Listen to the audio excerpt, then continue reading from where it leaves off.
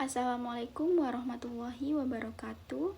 Baik, di sini saya akan menyampaikan beberapa ilmu yang saya dapat dari pertemuan kemarin. Yang pertama, ada belajar. Belajar adalah suatu proses yang menghasilkan perubahan yang menetap pada diri seseorang.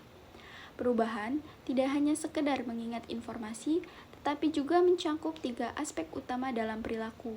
Yang pertama ada kognitif, yaitu perubahan dalam pengetahuan dan pemahaman seseorang, seperti saat siswa memahami konsep matematika atau menghafal nama-nama negara. Yang kedua ada afektif, yaitu berkaitan dengan sikap, emosi, dan nilai-nilai. Misalnya setelah belajar tentang pentingnya kebersihan, seorang siswa menjadi lebih peduli terhadap kebersihan lingkungan. Dan yang ketiga ada psikomotor, yaitu perubahan dalam keterampilan fisik seperti kemampuan menulis, menggambar, atau melakukan percobaan-percobaan. Selanjutnya, saya juga mempelajari tentang konsep dasar media pembelajaran.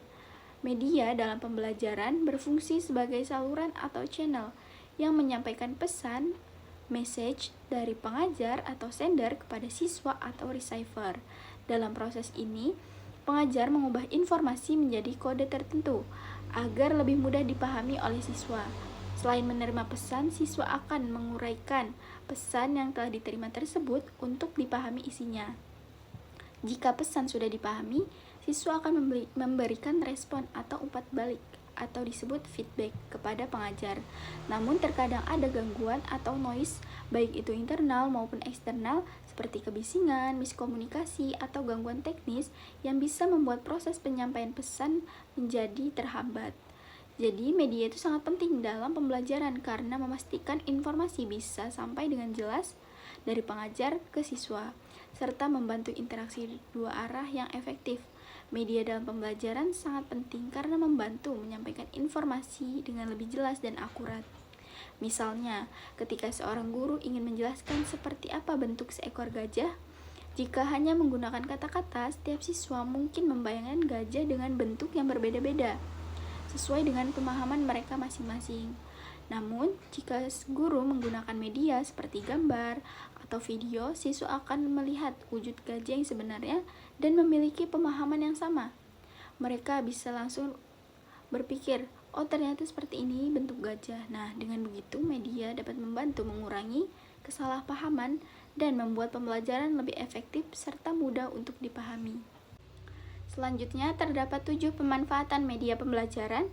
Yang pertama yaitu memperjelas penyajian pesan agar tidak terlalu bersifat verbalitas.